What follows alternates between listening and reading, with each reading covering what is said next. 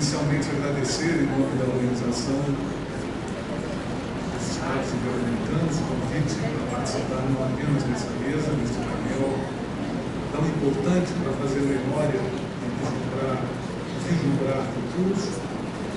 Saudar o secretário Paulo Gabriel e toda a sua equipe, por esse esforço família para poder nos reunir aqui, com o calor que vive o Planalto Central nesse período agora, e fazer algumas inconfidências iniciais.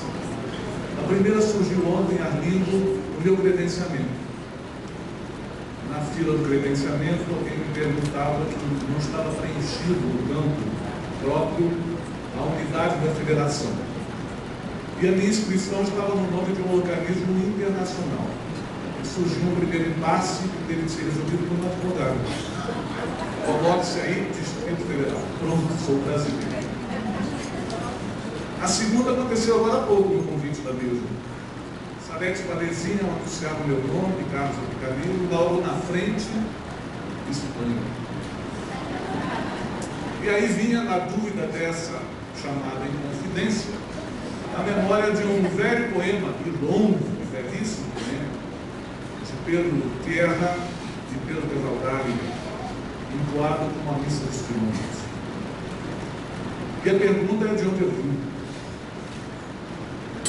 Estamos chegando no fundo do mundo. Estamos chegando das surdas correntes. Estamos chegando das velhas senzalas. Estamos chegando das novas favelas. Estamos chegando das margens do mundo. Viemos dançar.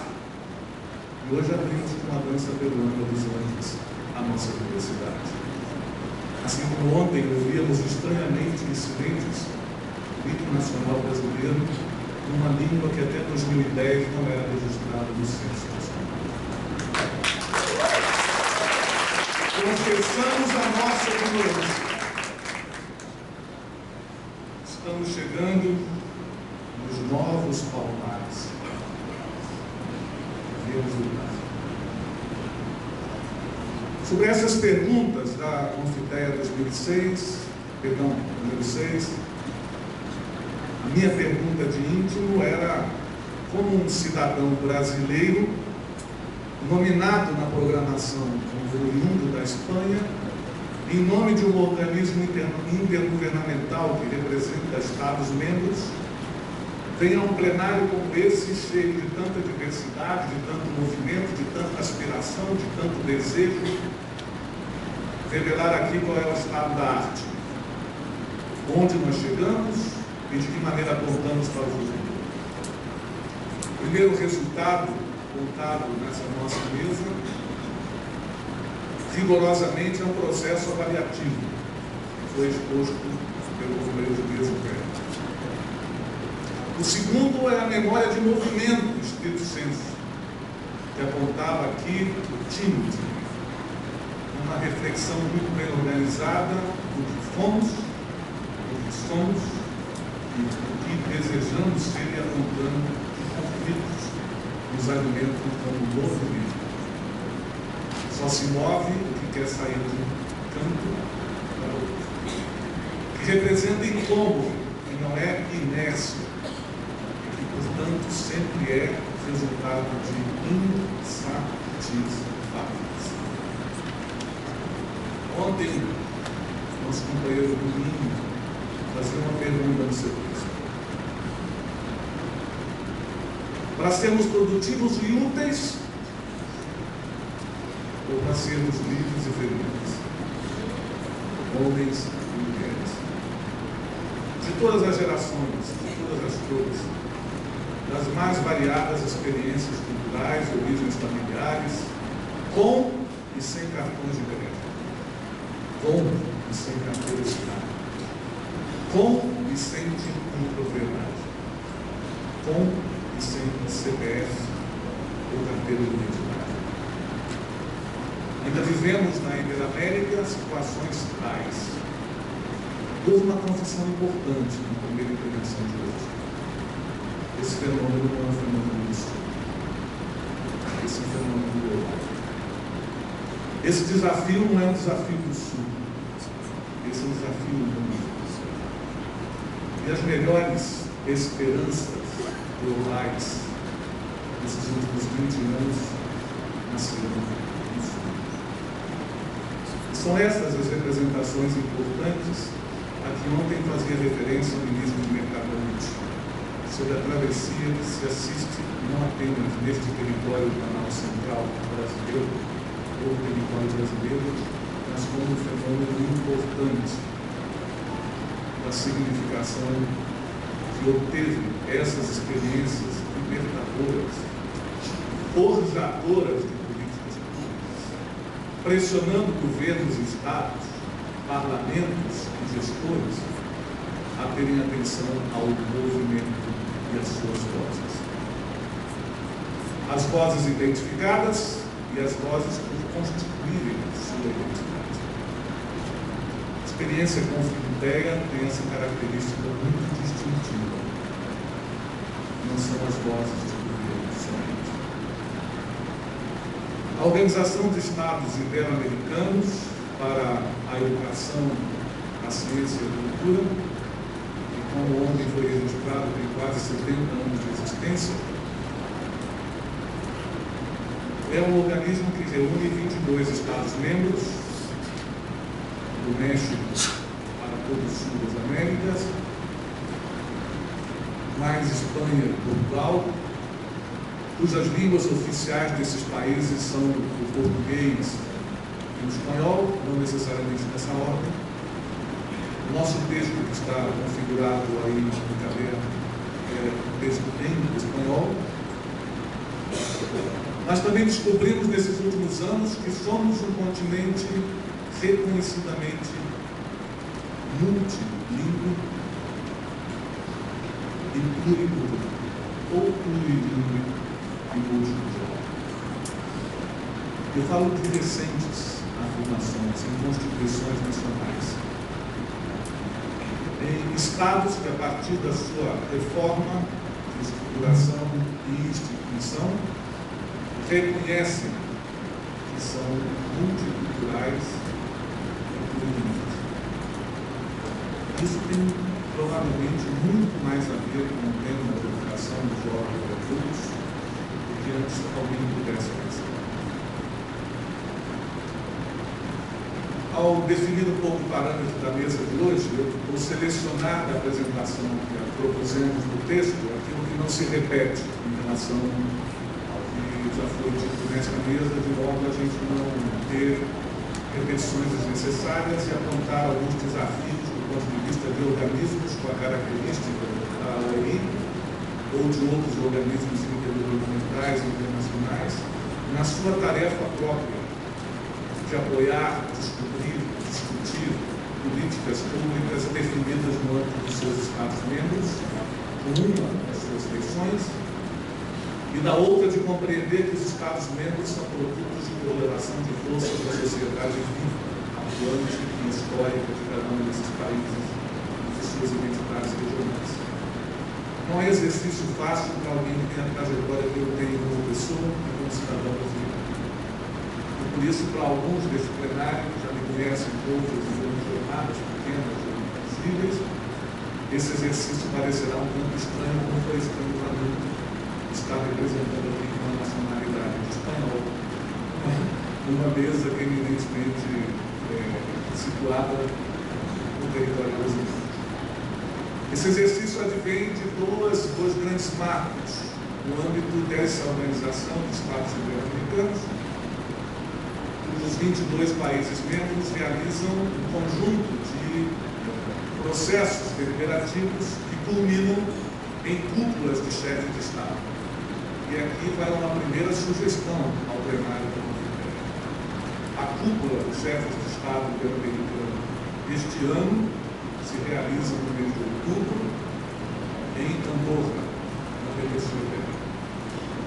E é importante que as vozes ouvidas manifestadas aqui, possam também enviar o seu recado, sua recomendação, sua visibilidade, seu chamado a esta reunião da cultura dos chefes de Estado interamericana se realizará no final da última semana de outubro. Antes dela, porém, no mês de setembro, outubro será em Catarina de Índias. Antes dela, em setembro, se realizará a reunião dos ministros do Estado de Educação, que são o órgão, constitui o órgão diretivo da Organização dos Estados Interamericana. É uma oportunidade antecedente à cúpula de chefes de Estado que essa sensibilidade também se apresente. No marco da OEI, nós temos duas grandes referências em relação ao tema que estamos continuando esta mesa, que é a constituição do Programa Ibero-Americano de Alfabetização, que coincide com os idos de 1997, já referidos aqui. Um dos sinais importantes apontados pelo Timothy das boas inspirações do Sul. A partir dessas experiências, a oitiva de movimentos sociais e políticas públicas reclamadas antes de serem legitimadas e constituídas como tal, nessas nossas latitudes e longitudes interpretadas. Esse marco de referência ganha um novo status com a assunção pela cúpula de chefes de Estado de linha de prioridade ao Plano Ibero-Americano de Alfabetização e 2 anos antes, de educação ao longo da vida. 2 anos antes dos objetivos de novo, nós podemos pensar parte dessa inspiração associando educação e aprendizagem, e a combinação desses termos, ainda que se escreva como estava na tela em inglês, tem muita significância, sobretudo para aquilo que vem como desafio próximo ainda este ano, do ponto de vista destes organismos, de suas tarefas, da sua capacidade não apenas de recolher informações sobre o já feito, mas também de interferir e influenciar sobre o que resta do mundo.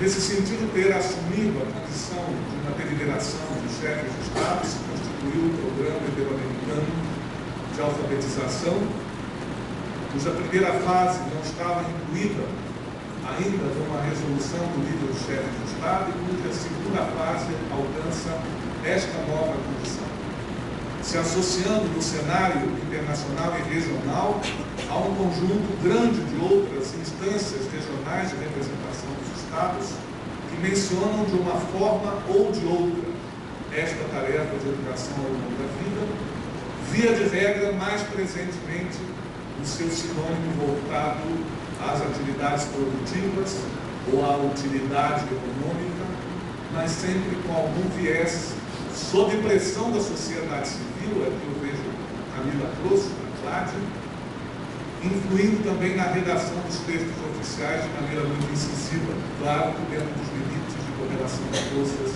que também nesses ambientes se conformam. O Programa Ibero-Americano de Alfabetização e de Educação ao longo da vida ganha uma nova fase a partir do ano de 2015 e inaugura no dia 28 próximo a sua primeira reunião no Comitê Intergovernamental neste novo formato, apontando 8 objetivos regionais que guardam muita sintonia com os marcos de Belém, do ponto de vista de como estão estruturados e quais são as suas miradas, como se diz mais em espanhol, embora seja uma palavra também de língua portuguesa, os seus olhares sobre esse fenômeno da educação de jovens e adultos, da educação ao longo da vida, da escolarização, da certificação de competências, brancas ou não, dependendo das variáveis que se possam colocar na redação, mas que sempre guardam profundas intencionalidades. As intencionalidades que comportam o passado vivido e a herança que nós temos, os legados todos, mas sobretudo as significações sobre o que desejamos no futuro.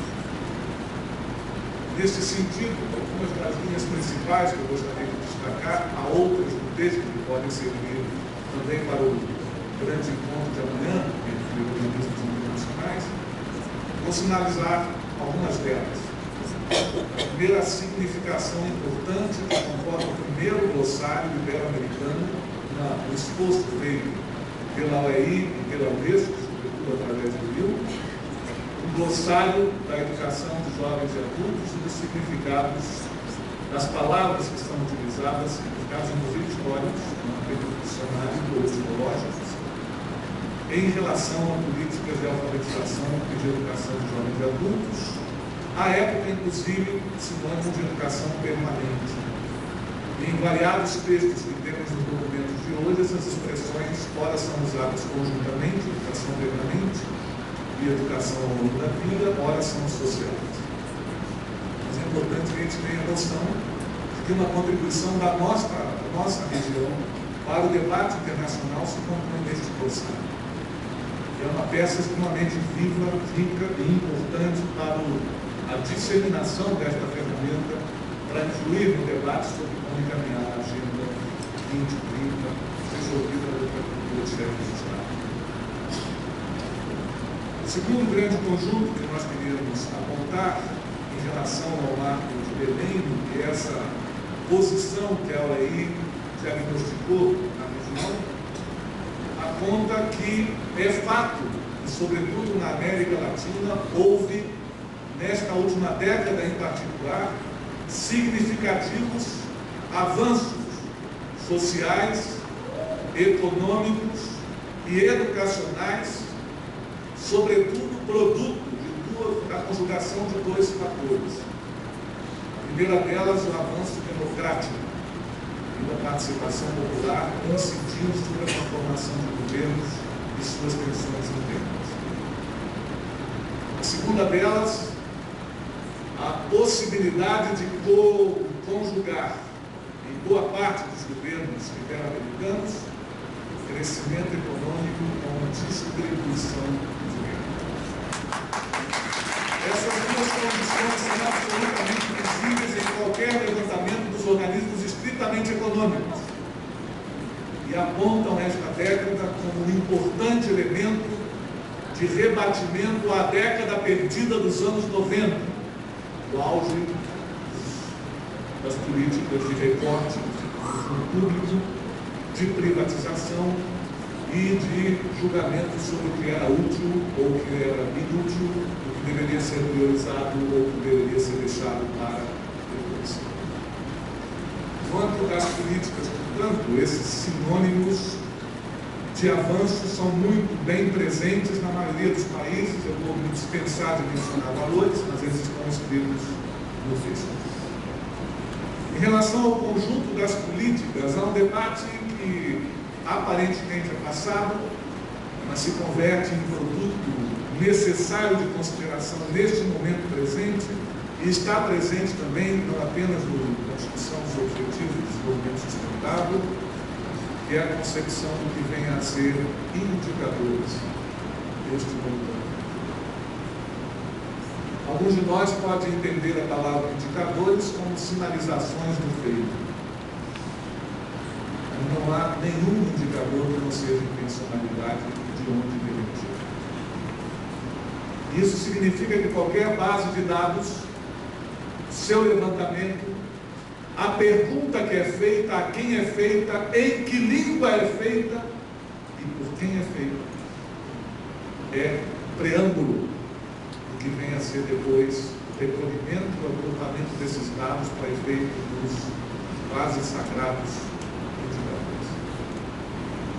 Neste sentido, o debate político que no âmbito da OEI estamos fazendo neste momento é a partir do desenho dos 8 objetivos do Programa Ibero-Americano de Alfabetização e Educação ao longo da vida, o desenho de resultados e indicadores, suas intencionalidades e a coesão e coerência com a outra ponta importante, a formação dos educadores e das educadoras, o debate sobre o currículo, diretrizes curriculares, etc., e o papel imprescindível neste ambiente de educação ao longo da vida do não formal e do informal, que não passa por autorizações dos governos e dos sistemas.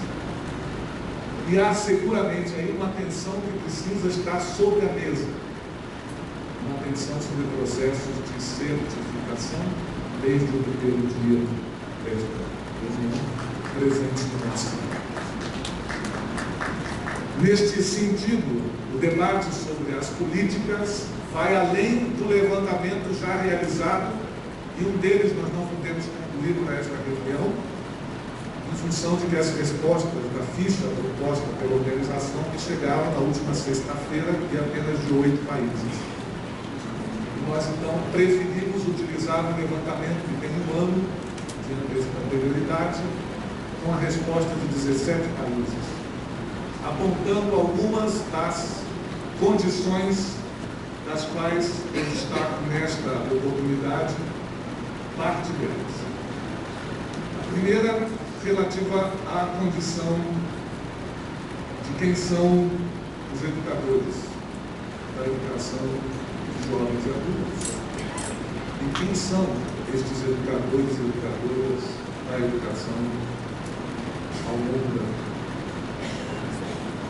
Esta é uma pergunta, se no passado nós respondíamos com uma enorme diversidade em cada país, e em muitos deles com carência de sua precisão legal, de sua afirmação normativa, significa em sociedades contemporâneas reguladas um ponto de conflito que não está todavia resolvido.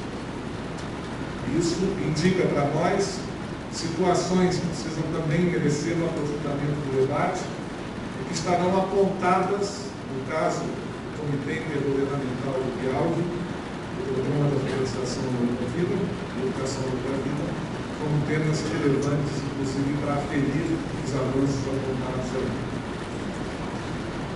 Sobre a noção de alfabetização, a maioria dos países assumiu a definição da Unesco, referendada depois dos marcos de Berlim e da Conferência. Portanto, nós diríamos, do ponto de vista formal, que há um enorme consenso e convergência normativa e de organização dos sistemas em relação a isso.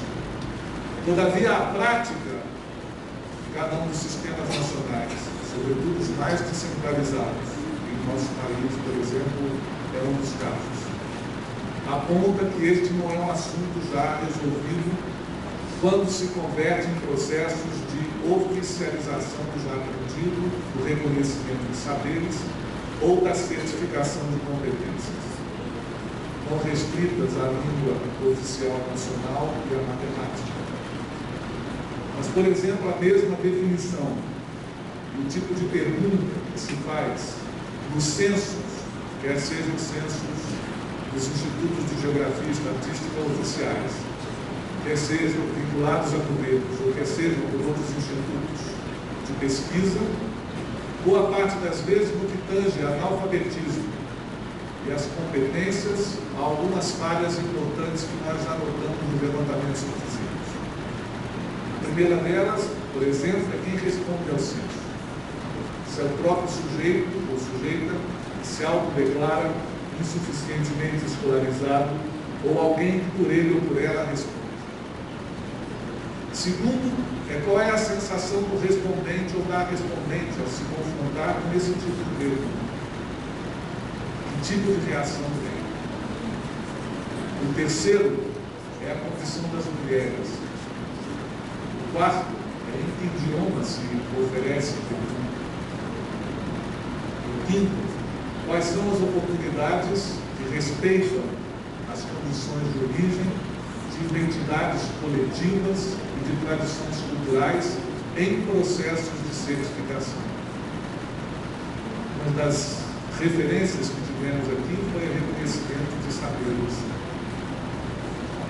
saberes tradicionais, saberes profissionais, mas também saberes de sabedorias, saberes de valores, saberes de comportamento, saberes de relação. E isso seguramente representa para nós, num diagnóstico do que se deva considerar neste conjunto de dificuldades encontradas, importantes tarefas a realizar. Vivemos num continente que também supera conflitos armados. E, parafraseando a nossa música, às vezes armados ou não. De acesso à terra e à propriedade, de acesso a bens culturais, de retorno à condição de construção de convivência pacífica depois de períodos intensos de guerrilha, das guerrilhas urbanas e do cerco, das maras, como se fala, da América Central e no México, em relação às correntes do narcotráfico, sua militarização e os interesses que estão por trás, conjugados grandes interesses corporativos e econômicos transnacionais, e a tendência da opinião pública comum de criminalizar, policializar e militarizar esse tipo de tema. Esse, no nosso sentido, é um dos aspectos que afeta diretamente, inclusive, os alcances de escolarização já realizados com populações de adolescentes até os 17 anos. E um dos fatores mais relevantes apontados na desistência de quem, retornando ao sistema escolar, abandona logo em seguida a sua concepção. E aí, evidentemente, esse é um dos fatores que nos leva a questionar nas estratégias nacionais de abordagem, incluindo da beira do sinal, alguns aspectos que nós consideramos destacáveis para o período próximo futuro. O debate em torno do conceito da configuração e das margens sobre as quais nós enxergaremos qualidade. Se a gente estabelece margem, sabe que muita coisa pode ficar fora dela.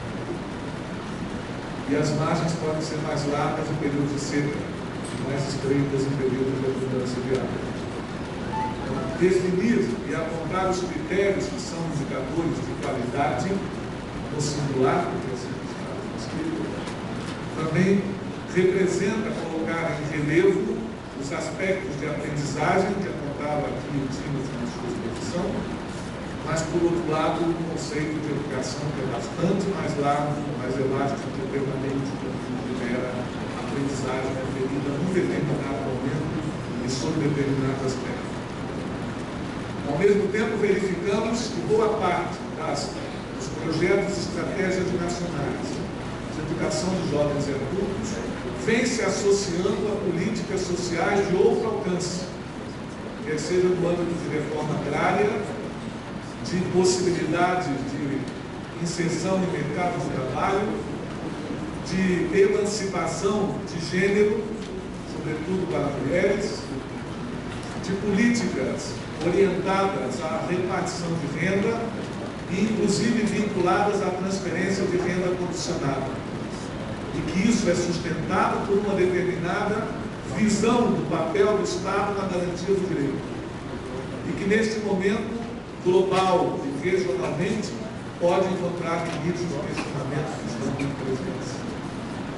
Ao mesmo tempo, essa configuração complexa de inserir as políticas de educação permanente, de educação dos jovens e adultos, de educação ao longo da vida, em um outro conjunto de políticas sociais, que dizem respeito à renda, oportunidades e bem-estar, significa também maior dificuldade de vislumbrar os limites orçamentários, fazer o seu monitoramento, as estratégias e a responsabilidade de cada parte institucional na obtenção do êxito na continuidade dessas políticas e, ao mesmo tempo, na sua sustentabilidade e perenidade para alcançar o desafio 2030, para que não seja de novo os 25 anos de educação para todos, para que não seja de novo os 10 anos dos objetivos de desenvolvimento do milênio. Vai valer a pena? Seguramente, a dimensão que nós temos numa oportunidade como essa aponta que sim. E para concluir, se eu, quando abrir essa oportunidade do diálogo com vocês aqui, me lembrava do poema que perguntava de onde a gente vinha, eu me lembro agora um poema bastante mais recente, que talvez tenha 3 ou 4 semanas de urgência. Esse poema de poetas populares, de artistas populares. muito vinculado a esse desafio de responder: vai valer a pena ter se revelado? Chico César e outros 16 autores o fizeram há poucas semanas.